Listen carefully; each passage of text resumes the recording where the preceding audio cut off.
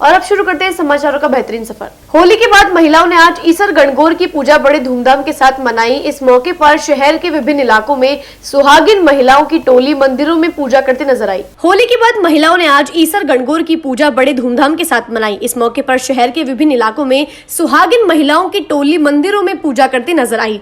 वसंत और फाल्गुन की ऋतु में श्रृंगारित धरती एवं माटी की गणगौर का पूजन प्रकृति और स्त्री के उस मेले को बताता है जो जीवन को सृजन और उत्सव की उमंगों से जोड़ती है। गणगौर पूजन के लिए कुंवारी कन्याएं एवं विवाहित महिलाएं ताजा जल लोटों में भरकर उसमें हरी भरी धूप व फूल सजाकर सिर पर रखकर गणगौर के गीत गाती हुई घर आती हैं। तत्पश्चात शुद्ध मिट्टी के शिव स्वरूप ईसर एवं पार्वती स्वरूप गौर की प्रतिमा बनाकर चौकी पर स्थापित करती हैं। महादेव गौरी को सुंदर वस्त्र पहनाकर संपूर्ण सुहाग की वस्तुएं अर्पित करके चंदन, अक्षत, धूप, दीप व पुष्प से उनकी पूजा अर्चना की जाती है। सौभाग्य की कामना लिए दीवार पर 16 बिंदियां, रोली, मेहंदी व काजल की लगाई जाती हैं। एक बड़ी थाली में चांदी का छल्ला एवं सुपारी रखकर उसमें जल, दूध, दही, हल्दी, कुमकुम घोलकर सुहाग जल तैयार किया जाता है। दोनों हाथों में दूब लेकर इस जल से पहले गणगौर को छींटे लगाकर फिर महिलाएं अपने ऊपर सुहाग के प्रतीक के रूप में इस जल को छिड़कती हैं। आखिर में मीठे गुने या चूरमे का भोग लगाकर गणगौर माता की कहानी सुनी गई।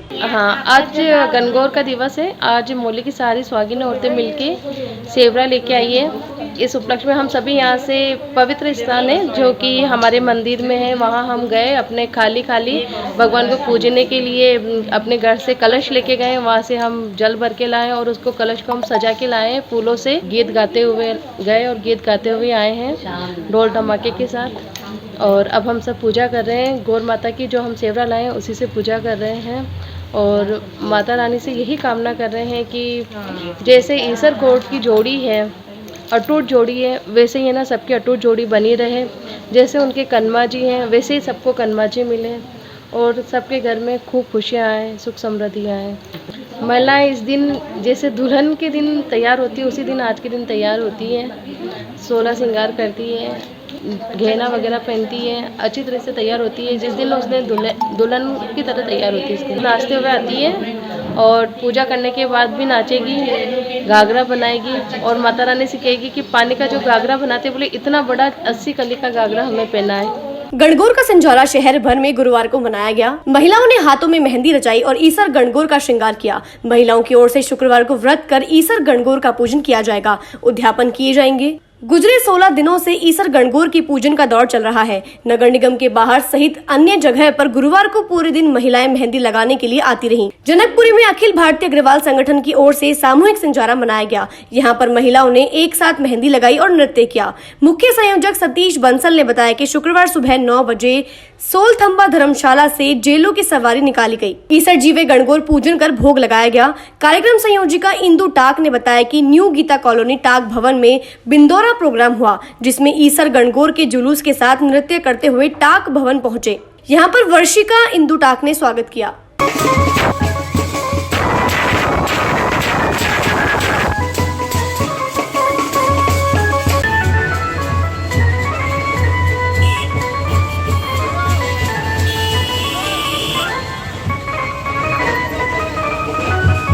अखिल भारतीय अग्रवाल संगठन द्वारा जो महिला शाखा है, उस महिला शाखा द्वारा आज 51 अग्रवाल महिलाओं द्वारा सामूहिक गणगौर व्रत का उद्यापन कराया जा रहा है। उस उद्यापन के निमित्त आज यहाँ पर गणगौर की जेलें निकाली जा रही है, जिसमें सभी महिलाएं कलश धारण करके हैं और उसके साथ ही गणगौर माता की सवारी भी साथ में चल रही है। यहाँ से ये सब जनकपुरी पहुंचेंगे, जहाँ सामूहिक रूप से गणगौर का उद्यापन किया जाएगा, जहाँ पूजा की जाएगी ईसर गणगौर की, और उसके पश्चात सामूहिक भोज होगा। सामूहिक भोज के बाद जितनी भी महिलाएं होंगी उन सभी को महिला शाखा के द्वारा उपहार भी प्रस्तुत किए जाएंगे। 51 महिलाओं का तो उद्यापन और एक महिला के साथ 25 और कूपन हमने दिए। करीब 2000 लोगों का खाना आज वहाँ पर जनकपुरी पर होगा। करीब 22 साल पहले अजमेर की तत्कालीन एसपी को थप्पड़ मारने के मामले में शुक्रवार को पीसीपीएनडीटी कोर्ट ने फैसला सुनाया। जज की ओर से केकेडी के पूर्व विधायक बाबूलाल सिंगारिया को 3 साल की सजा और 50,000 रुपए का जुर्माना लगाया गया। मामले की अभियोजन अधिकारी निर्मला कुमारी ने बताया कि शुक्रवार को 22 साल पहले अजमेर के तत्कालीन एसपी आलोक त्रिपाठी को थप्पड़ मारने के मामले में पीसीपीएनडीटी कोर्ट के द्वारा फैसला सुनाया गया। जज ने 20 गवाह और दस्तावेजों के आधार पर केकेडी भीड़ के पूर्व विधायक बाबूलाल सिंगारिया को 3 साल की सजा और 5,000 का जुर्माना लगाया था। विभिन्न धाराओं में जज की ओर से यह फैसला सुनाया गया। उन्होंने बताया कि इस मामले में आखिरी गवाही तत्कालीन कलेक्टर उषा शर्मा की हुई थी। 30 जून 2001 को कलेक्ट्रेट परिसर में जिला सतर्कता एवं जन अभियोग निराकरण समिति की बैठक आयोजित की गई थी। इस बैठक में प्रशासनिक अधिकारी व जनप्रतिनिधि मौजूद थे। बाबूलाल सिंगारिया तब कांग्रेस में थे और केकड़ी सुरक्षित सीट से विधायक थे। बैठक में मौजूद पुलिस अधीक्षक आलोक त्रिपाठी व बाबूलाल सिंगारिया के बीच कुछ विवाद हुआ। पुलिस रिपोर्ट के अनुसार सिंगारिया ने तेज में आकर पुलिस अधीक्षक आलोक त्रिपाठी के थप्पड़ जड़ दिया। मामले को लेकर काफी हंगामा भी हुआ। 22 साल से यह मामला अदालत में चल रहा है। तत्कालीन जिला कलेक्टर उषा शर्मा थी, जो वर्तमान में मुख्य सचिव हैं। अपने ये मामला हुआ था 30 से 2001 में जिला कलेक्टर सभागार में मीटिंग थी। जिला सतर्कता एवं जन अभियोग निराकरण की समिति की मीटिंग थी, जिसकी अध्यक्षता तत्कालीन कलेक्टर साहिबा उषा शर्मा जी कर रही थी। उसमें जनप्रतिनिधि जन अधिकारियों को बुलाया गया था, जिले के अधिकारियों को। इसमें तत्कालीन एसपी साहब आलोक त्रिपाठी जी भी उस मीटिंग में मौजूद थे और उनके साथ में एडिशनल एसपी ग्रामीण वासुदेव भट्ट अन्य अधिकारी भी थे।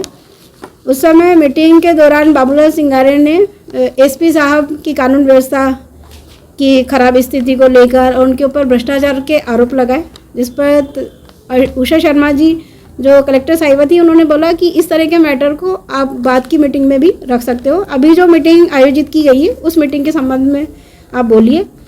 तो वो क्रोधित हो गए बाबूलाल सिंगारिया और उन्होंने मीटिंग के दौरान ही एसपी साहब आलोक त्रिपाठी जी को थप्पड़ मार दिया।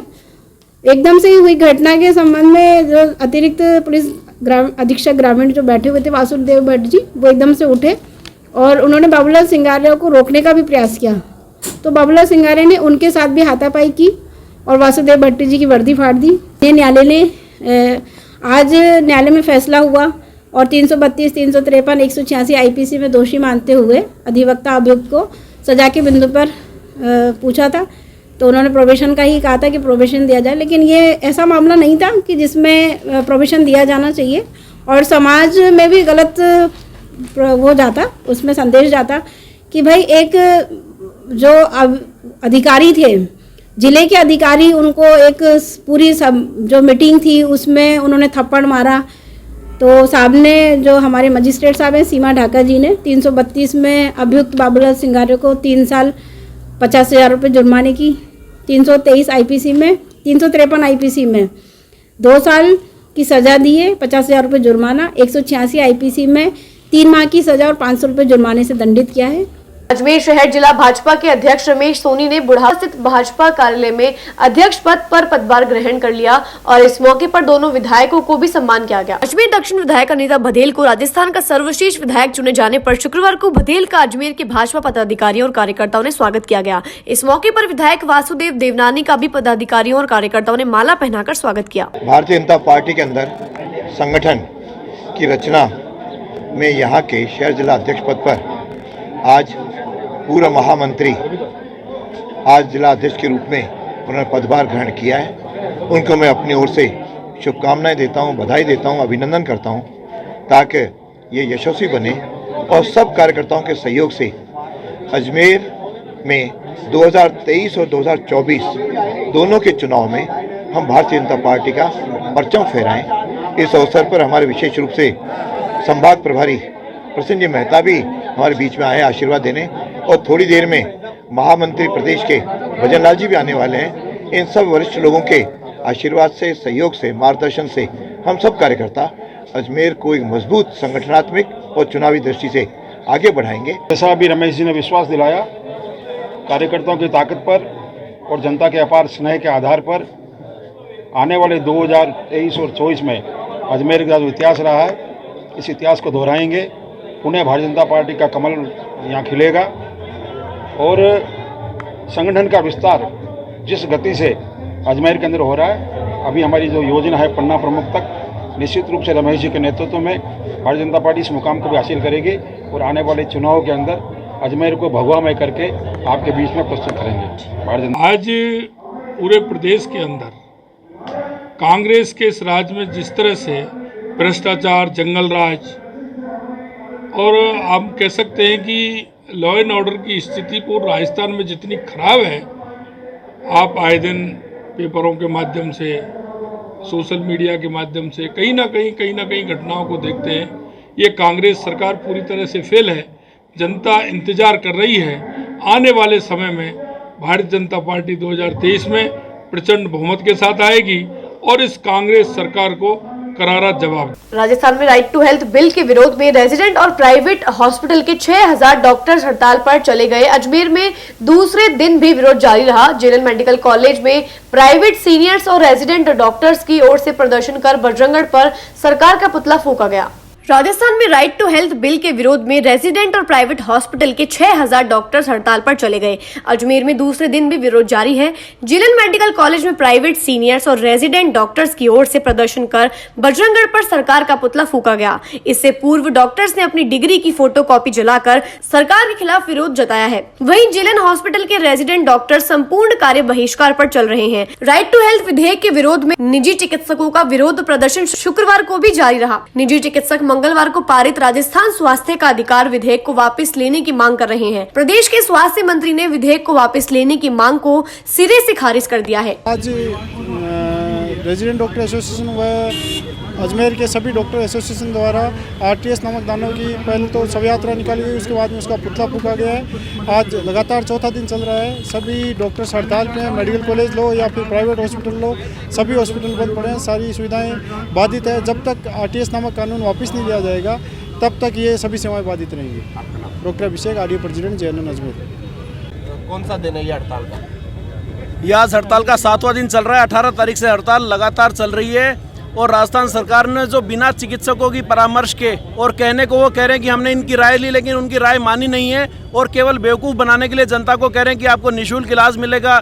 अरे उस इलाज के बारे में आपने पूरी डिटेल्स तो खोली नहीं है और एक अराजकता फैलाने का, निरंकुशता फैलाने की आप कोशिश कर रहे हैं। आपके पास सदन में अगर पावर है तो आप इसका मतलब कोई भी कानून बिना स्टेक होल्डर्स की मर्जी के आप लागू कर रहे हैं और इसकी मांग के लिए पूरे राजस्थान की स्वास्थ्य व्यवस्थाएं चरमरा रही हैं। लोग परेशान हो रहे हैं, लोगों को सेहत के साथ खिलवाड़ हो रहा है और इसके बावजूद आप उन डॉक्टरों की सुनवाई नहीं कर रहे हैं।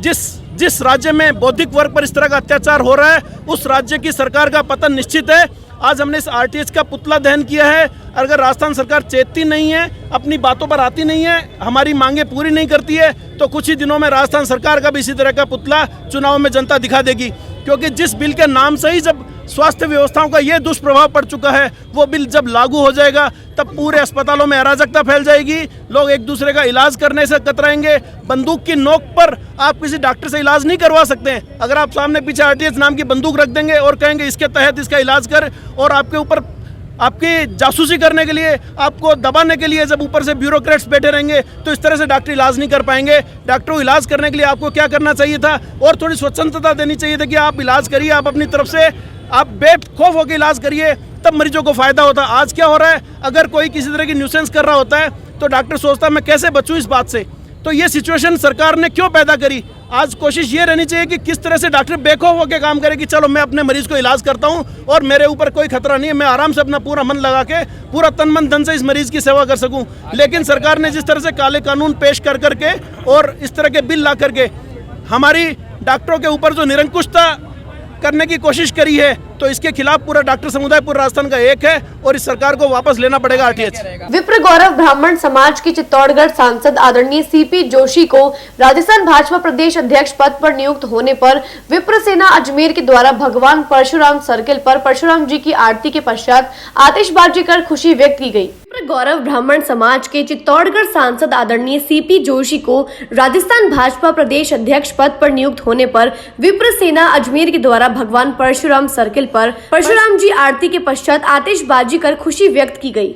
नियुक्ति होने के बाद ब्राह्मण समाज में खुशी की लहर दौड़ पड़ी और पूरे राजस्थान में अलग अलग स्थानों पर ब्राह्मण समाज के लोगों ने सीपी जोशी को भाजपा प्रदेश अध्यक्ष बनाए जाने के बाद खुशी जाहिर की। अजमेर में भी पुष्कर रोड स्थित परशुराम सर्किल पर जश्न मनाया गया। माननीय सीपी जोशी जी को प्रदेश भाजपा अध्यक्ष बनाए जाने पर भगवान परशुराम जी की महाआरती की गई और भव्य आतिशबाजी कर और एक दूसरे को मिठाई खिलाकर बहुत बड़ी प्रसन्नता प्रकट की गई है कि प्रदेश का नेतृत्व आज ब्राह्मण समाज के हाथ में आया है। निश्चित रूप से ये प्रदेश बहुत तरक्की की ओर अग्रसर होगा और एक स्वच्छ और स्वस्थ राजनीतिक हमें आने वाले समय में देखने को मिलेगी। इसी आशा के साथ भगवान परशुराम को नमन करते हुए इस प्रकार का उत्साह का और एक भव्य आयोजन यहाँ पर किया गया। 19 तारीख को जयपुर में ब्राह्मण पंचायत की ऐतिहासिक रैली हुई थी।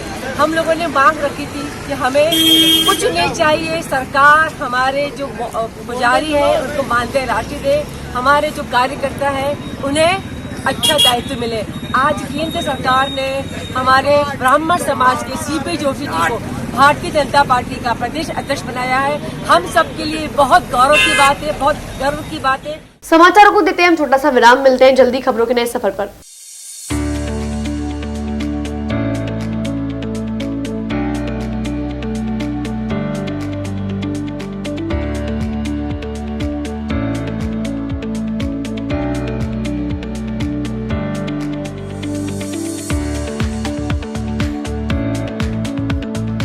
ये सर्किट मामूल नहीं बनने का, रेडीनेट फाइबर लगाने का। इंटरनेट बोले तो रेडीनेट फाइबर नेट। डिटेल्स के लिए 7412001234 पे कॉल लगाने का। सही है भाई।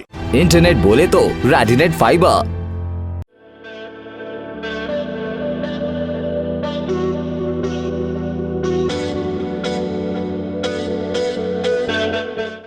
अजमेर शहर में प्लॉट, मकान, फ्लैट, दुकान आदि खरीदने, बेचने व किराए हेतु आज ही प्ले स्टोर से डाउनलोड करें वर्षा रियल एस्टेट ऐप।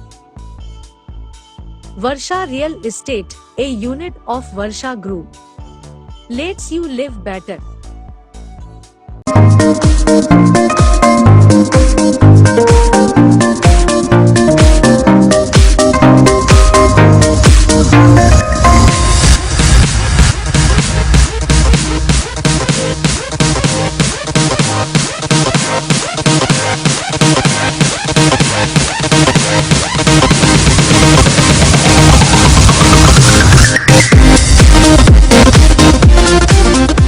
एक बार फिर आपका स्वागत है। आइए चलते हैं खबरों के नए सफर पर। नगरी पुष्कर में चेटी चंड का त्योहार हर्षोल्लास के साथ मनाया गया। इस अवसर पर दिन भर धार्मिक कार्यक्रमों का आयोजन हुआ, तो वहीं सुबह सिंधी समाज की तरफ से भव्य प्रभात फेरी निकाली गई, तो शाम को भव्य शोभा यात्रा निकाली गई।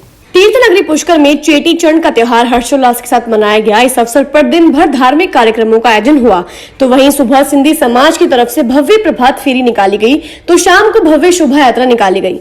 शोभा यात्रा में सैकड़ों की तादाद में महिला पुरुष आयो लाल झूलेलाल के नारे लगाते हुए नाचते गाते हुए निकले और यह प्रभात फेरी झूलेलाल घाट से प्रारंभ होकर वराह घाट चौक, नया रंगजी का मंदिर, गुरुद्वारा परिक्रमा मार्ग होती हुई ब्रह्मा चौक, गऊ घाट होती हुई वापस झूलेलाल घाट पर संपूर्ण हुई। शाम को भव्य चेटीचंड की सवारी यादव धर्मशाला से निकाली गई, जो विभिन्न मार्गों से होती हुई बद्री घाट पर संपन्न हुई। इस दौरान जगह जगह प्रसाद वितरण किया गया, तो वहीं शोभा यात्रा में सिंधी समाज के लोग आग से करतब दिखाते हुए चल रहे थे, तो वहीं महिला पुरुष नाचते गाते हुए चल रहे थे। शोभा यात्रा को देखने के लिए भारी जनसैलाब उमड़ पड़ा।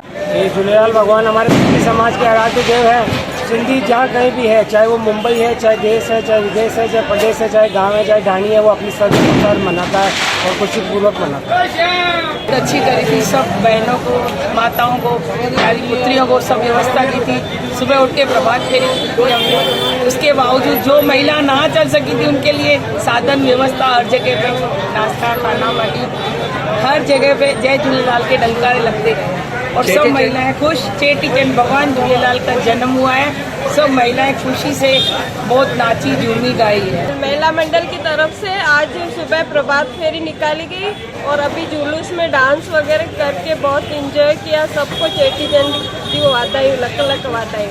सिंधी समाज और खत्री समाज ने मिलके चेटीचंड का बड़े हुल्ला और उल्लास के साथ में धूमधाम से चेटीचंड झूलेलाल मंदिर के बाहर मनाया गया है। ये नए वर्ष की शुभकामनाएं, हार्दिक शुभकामनाएं। चेटीचंड जूं लख लख करोड़ करोड़ वाधायूं मुंहिंजे सिंधी भाउर ऐं भेनरनि खे, सभिनि खे करोड़ करोड़ वाधायूं। जिला पुलिस अधीक्षक चूनूराम जाट के नेतृत्व में आने वाले त्योहार और जुलूस में शांति व्यवस्था बनी रहे, इसको लेकर आज सभी सीओ और थाना प्रभारियों को निर्देशित किया गया। विशेषकर राम नवमी जुलूस, महावीर जयंती, हनुमान जयंती के जुलूस में बड़ी संख्या में शहरवासी एकत्र होते हैं और शहर के विभिन्न चौराहों पर सड़कों से शोभा यात्रा निकाली जाती है। ऐसे में उन्होंने अखाड़ा कमेटी को ट्यूबलाइट व आग से संबंधित खेलों पर प्रतिबंध लगाने को कहा है। एसपी जाट ने कहा है कि त्योहार के दिन किसी भी हाल में विधि व्यवस्था खराब ना हो, इसका ध्यान रखना जरूरी है। उन्होंने रामनवमी के दिन लोगों को अफवाहों से बचने की अपील की है। कहा किसी भी घटना से संबंधित जानकारी मिलने पर तत्काल पुलिस प्रशासन को सूचना दें ताकि प्रशासन उसके खिलाफ सख्त कार्यवाही कर सके। आज अभी जो आगामी ये अभी जो कंटिन्यू त्यौहार चल रहे हैं, इनको देखते हुए जो तैयारियां हैं पुलिस की, उसको लेकर के इसके अतिरिक्त जो हमारे विभिन्न प्रकार के जो अभियान चल रहे हैं, चाहे वो आतंक अपराधियों के खिलाफ हो या जो गैंगस्टर हैं इनके खिलाफ हो या जो अन्य इलीगल एक्टिविटीज़ करने वालों के खिलाफ हो, उनकी प्रगति रिपोर्ट अब तक कैसे रही है और आगामी दिनों में हमें किस तरह से और कार्रवाइयाँ करनी है, उसको लेकर के विचार विमर्श किया जाएगा और आवश्यक दिशा निर्देश दिए जाएंगे। इसके अलावा जो कानून व्यवस्था संबंधी अन्य बिंदु है और जो हमारे क्राइम रिलेटेड इश्यू है, उन पर भी चर्चा की जाएगी। समाचारों को देते हैं हम छोटा सा विराम, मिलते हैं जल्दी खबरों के नए सफर पर।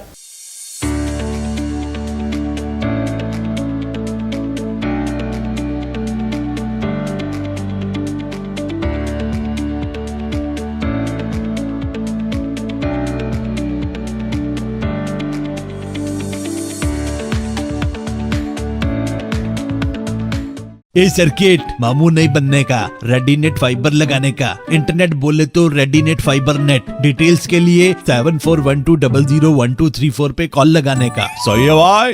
इंटरनेट बोले तो रेडीनेट फाइबर।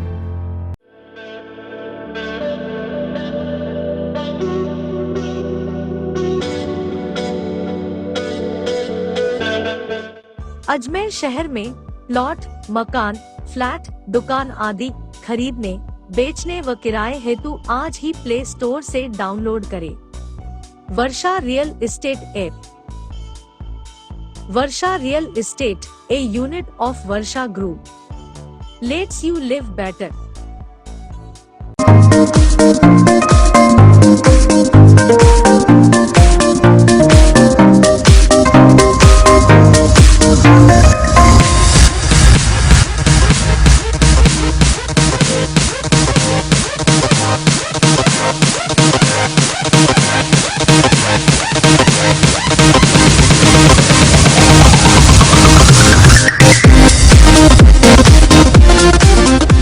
एक बार फिर आपका स्वागत है। आइए चलते हैं खबरों के नए सफर पर। वार्ड नंबर 3 के क्षेत्रवासियों ने आज अजमेर विकास प्राधिकरण के आयुक्त को ज्ञापन सौंपकर आबादी से पूर्व बसे हुए वास्तविक हकदार को पट्टे देने की मांग की है। क्षेत्रवासियों ने बताया कि अजमेर शहर में कोटड़ा क्षेत्र वार्ड नंबर 1, 2, 3 के निवासी जो आजादी पूर्व से बसे हुए हैं, जो वास्तविक हकदार हैं, उन्हें जल्द से जल्द पट्टे दिए जाएं। नगर निगम अजमेर में जाली पट्टे का प्रकरण चल रहा है, उसकी निष्पक्ष जांच करवाकर दोषियों के खिलाफ कार्यवाही की जाए। आज हम कोटड़ा क्षेत्र के वार्ड नंबर 1, 2, 3 के करीब 25 से 30 लोग कलेक्टर साहब से मुलाकात कर ये निवेदन करने आए कि इस क्षेत्र में पिछले 1 साल से हम लोग पट्टे का आवेदन कर रखे हैं, लेकिन इन ज़रूरतमंद लोगों को जो बैरवा बस्ती, मेघवंशी बस्ती, बंजारा बस्ती, तेजा चौक जो एरिया है, जो वर्षों से आज़ादी से पूर्व से बसा हुआ है, उनको तो पट्टे दिए नहीं जा रहे हैं।